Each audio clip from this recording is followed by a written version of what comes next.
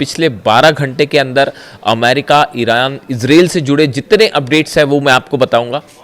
देखिए, पूरे दुनिया के मन में, पूरी मिडिल ईस्ट से लेकर तमाम जो देश हैं उन सब के मन में सिर्फ एक ये सवाल है कि क्या ईरान और अमेरिका के बीच जो एमओयू साइन हुआ है वो क्या कंटिन्यू हो पाएगा, क्या उस पर बातचीत आगे बढ़ पाएगी, या फिर एक बार फिर मामला जंग की तरफ जाता दिखाई दे रहा है। देखिए, जो डेवलपमेंट्स हो रहे हैं वो इस ओर इशारा कर रहे हैं कि दोनों कोशिशें हो रही हैं। एक तरफ डिप्लोमेटिक तरीके से मामले को हल करने की भी कोशिश हो रही है और पर्दे के पीछे से कई अरब देश, सऊदी से लेकर यूएई से लेकर इजिप्ट से लेकर कतर, ओमान, कई ऐसे देश हैं जो पर्दे के पीछे इस कोशिश में लगे हुए हैं कि दोबारा जंग ना हो। लेकिन उसके बावजूद नेतन्याहू, इजराइल समेत तमाम एक ऐसी बड़ी लॉबी है जो इस मामले को फिर जंग में धकेलना चाहती है, मिडिल ईस्ट को जंग में धकेलना चाहती है। आखिर इसके पीछे क्या प्लान है, हम आपको यह बताने की कोशिश करेंगे। लेकिन सबसे पहले शुरुआत इस वक्त की बड़ी खबरों से। देखिए, इस वक्त की जो सबसे बड़ी और सबसे अहम खबर है, एक तरफ जिनेवा में ईरान और अमेरिका की बातचीत शुरू होने जा रही है। ईरान का डेलीगेशन जिनेवा पहुंच चुका है। पाकिस्तान और कतर का डेलीगेशन जो है वो भी जिनेवा पहुंच चुका है। अमेरिका का डेलीगेशन वो भी जिनेवा में है। Jared Kushner, Steve Witkoff, JD Vance, America के उपराष्ट्रपति, सब इस बैठक में मौजूद होंगे, ऐसी कोशिशें चल रही हैं। अब देखिए, इसी बीच एक तरफ जिनेवा में बातचीत का दौर और दूसरी तरफ लेबनान में भयानक जंग छिड़ी हुई है। हालात ये हैं कि अमेरिका ने लाख कोशिश की कि किसी तरह से नेतन्याहू को रोका जाए, इजराइल को हमलों से रोका जाए, लेकिन उसके बावजूद नेतन्याहू किसी की बात सुनने को राजी नहीं है। और अब हालात ये हैं कि लेबनान में एक बड़ा ग्राउंड ऑपरेशन हो रहा है, आमने सामने की जंग हो रही है। लेकिन इसी बीच इस ऑपरेशन में बड़ा झटका लगा है इजराइल को। इजराइल के पिछले 48 घंटों में कई सैनिकों की मौत हो चुकी है, टैंक तबाह हो चुके हैं, कई गाड़ियां जो इजरायली सेना की गाड़ियां हैं उन्हें तबाह कर दिया गया है। देखिए, जो अभी लेटेस्ट हमला हुआ है वो कफार तेबनत इलाके में हुआ है। यहां पर हिजबुल्लाह ने बड़ी ड्रोन स्ट्राइक की।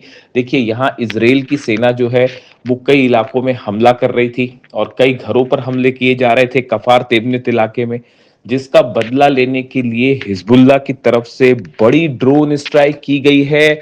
और जो खबरें आ रही हैं कि करीब 20 इजरायली सोल्जर्स जो हैं, इजराइल के सैनिक हैं, आईडीएफ के सैनिक हैं, वो इस हमले में घायल हुए हैं और कई की मौत भी हो गई है, जिसकी पुष्टि कुछ समय बाद हो सकती है।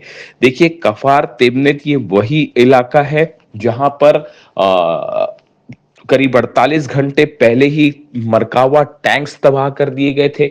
उसमें जो है इजरायली बटालियन कमांडर जो था उसकी भी मौत हो गई थी, साथ में कई इजरायली सैनिकों की भी मौत हो गई थी और घायल भी कई हो गए थे।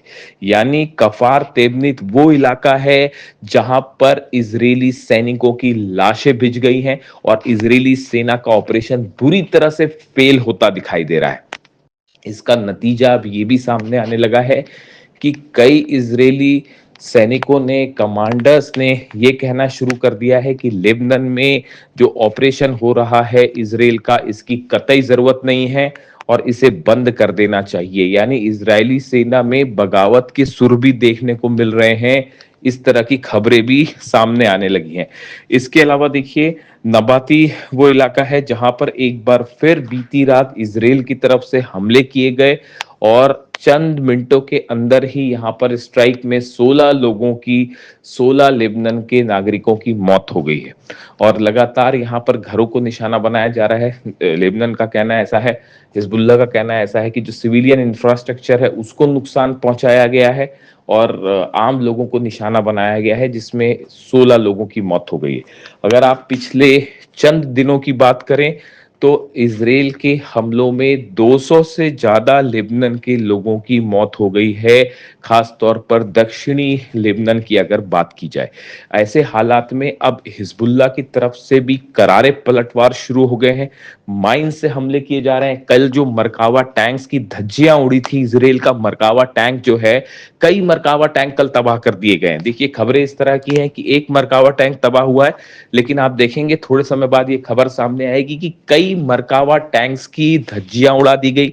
पहले इजराइल की तरफ से कहा गया कि ये एक्सीडेंट है, जबकि हकीकत ये नहीं है। हकीकत ये है कि माइंस लगा के हिजबुल्लाह ने इजराइल के मरकावा टैंक्स को बुरी तरह से क्षति पहुंचाई और तबाह कर दिया। इसी हमले में कई इजरायली सोल्जर्स जो हैं वो जिंदा जल गए।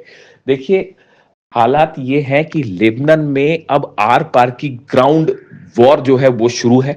नेतन्याहू ने साफ कह दिया है कि किसी भी सूरत में हम अपनी सेना को वापस नहीं बुलाएंगे, और ऐसे में अब गुस्सा फूटा है ईरान का। ईरान ने, पहली बात तो देखिए 3 खबरें हैं इस पूरे मामले को लेकर, इसको साफ समझिए।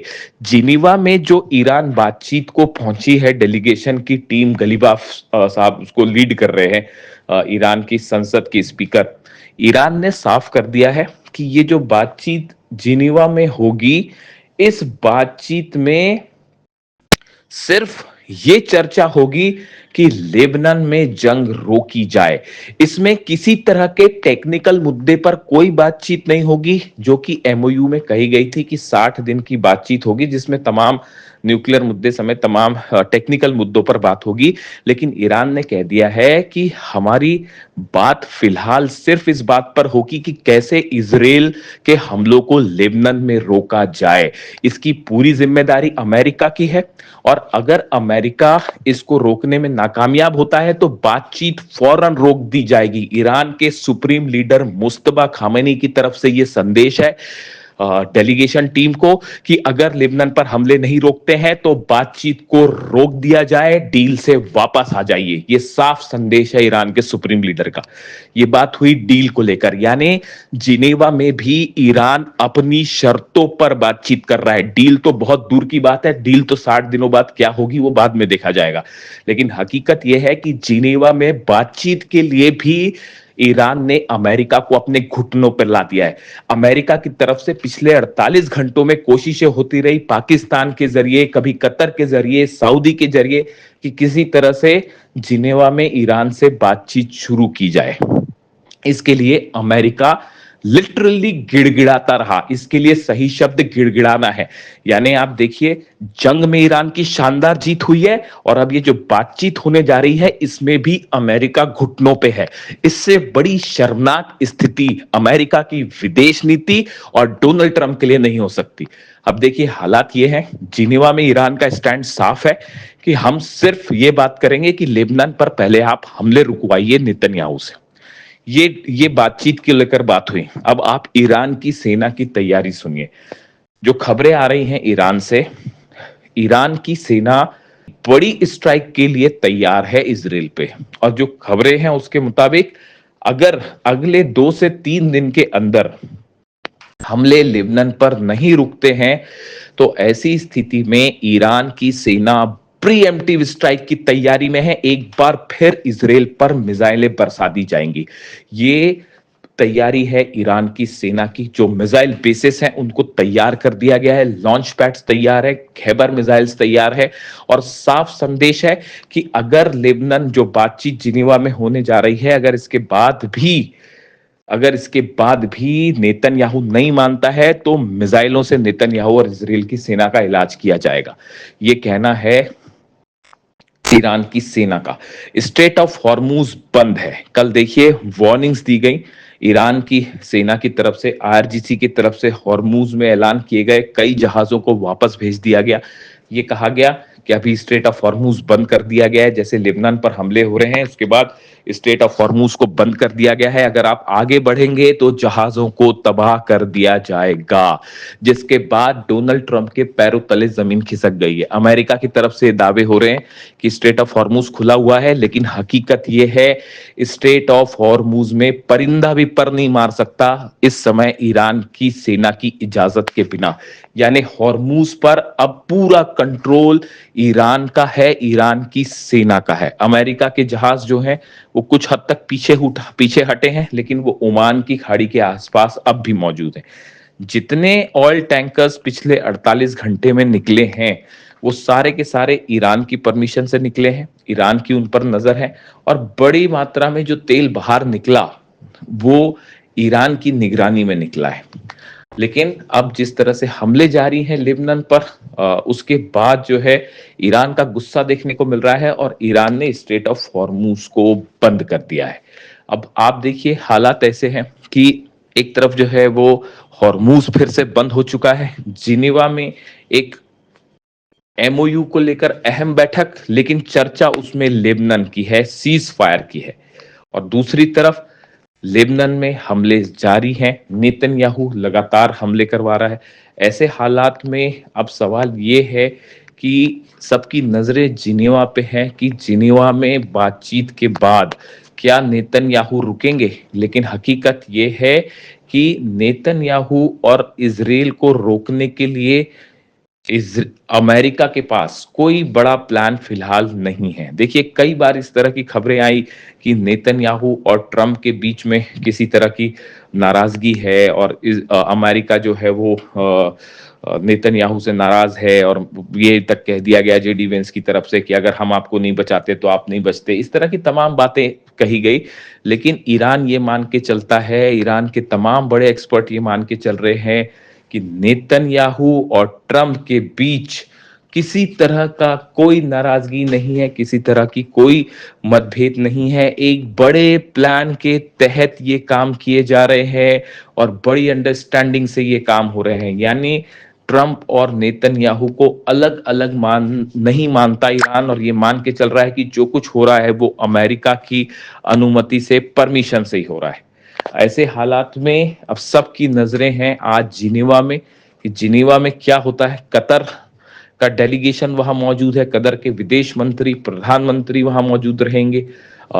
इस्लामाबाद से डेलीगेशन गया है वो वहां मौजूद रहेगा। ऐसे में ईरान और अमेरिका आज पहली बार आमने सामने होंगे और नजरें होंगी लेबनान पे। इससे जुड़ा जो भी अपडेट आएगा, जिनेवा से जो भी खबर आएगी मैं आपको पहुंचाऊंगा। लेकिन हकीकत यह है कि जिनेवा हो, लेबनान हो, तेहरान हो, हॉर्मूज हो, हर जगह ईरान इस समय भारी पड़ता दिखाई दे रहा है अमेरिका पर और इजराइल पर।